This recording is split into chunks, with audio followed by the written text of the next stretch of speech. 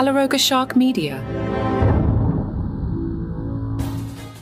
From Washington, D.C., where Biden's teleprompter is working overtime to keep up with his stumble, this is Ballot.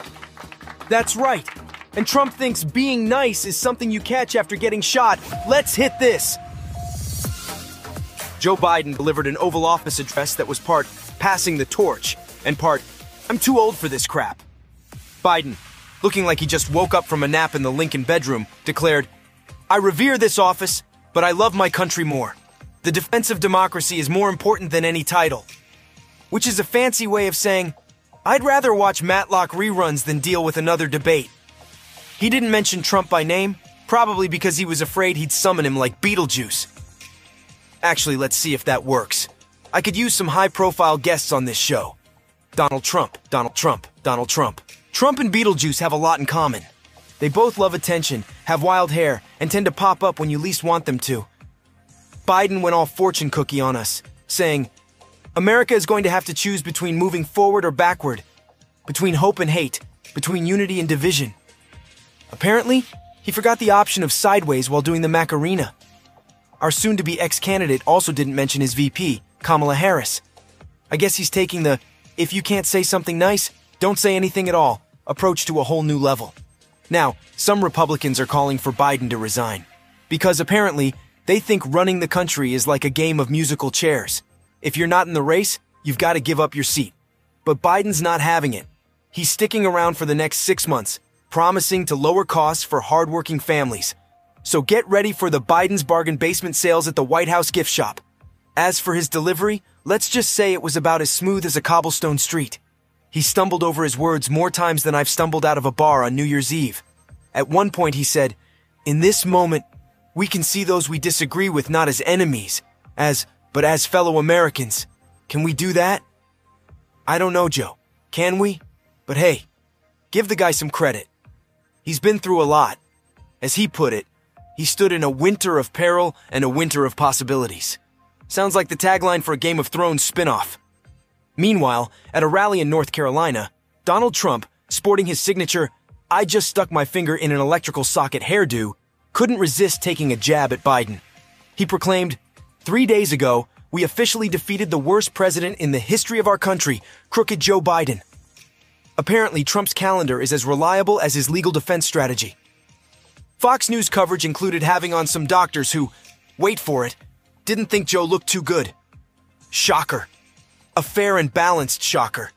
The esteemed panel of doctors, who've never actually treated Biden but are experts at diagnosing politicians through their TV screens, had some thoughts. Dr. Mark Siegel noted that Biden seemed to be reading from a teleprompter. Shocking, I know. Next, you'll tell me that water is wet. Siegel was particularly concerned about Biden's lack of emotion. Apparently, the president didn't ugly cry or rip his shirt off while quoting the Declaration of Independence. How dare he maintain composure during a national address?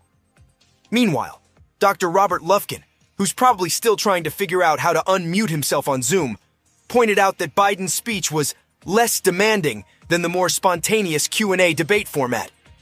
Well, no kidding, Doc. It's also less demanding than trying to assemble IKEA furniture while blindfolded. Dr. Ernest Lee Murray, a neurologist who apparently moonlights as a TV critic, declared that Biden's speech was clearly better than the debate. Talk about a low bar.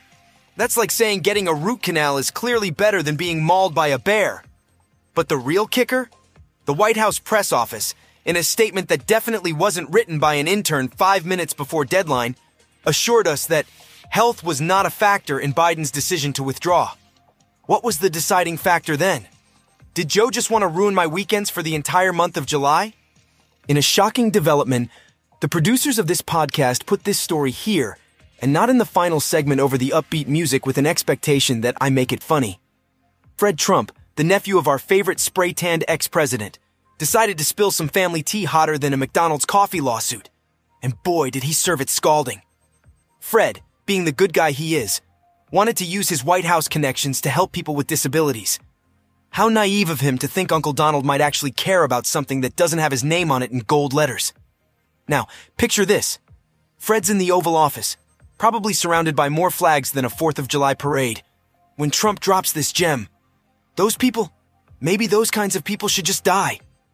According to Fred, when Fred later asked for help with his own disabled son's medical fund, Trump, ever the beacon of empathy, suggested Fred should just let him die and move down to Florida. Fred, bless his heart, tried to explain that his son does recognize him. But let's be real, even if the kid didn't, that's not exactly grounds for, letting him die. So there you have it, folks. Another day. Another Trump family revelation that makes you want to take a long shower. Stay tuned for our next segment. Florida man suggests moving to Florida as solution to all problems. Oh wait, we just covered that.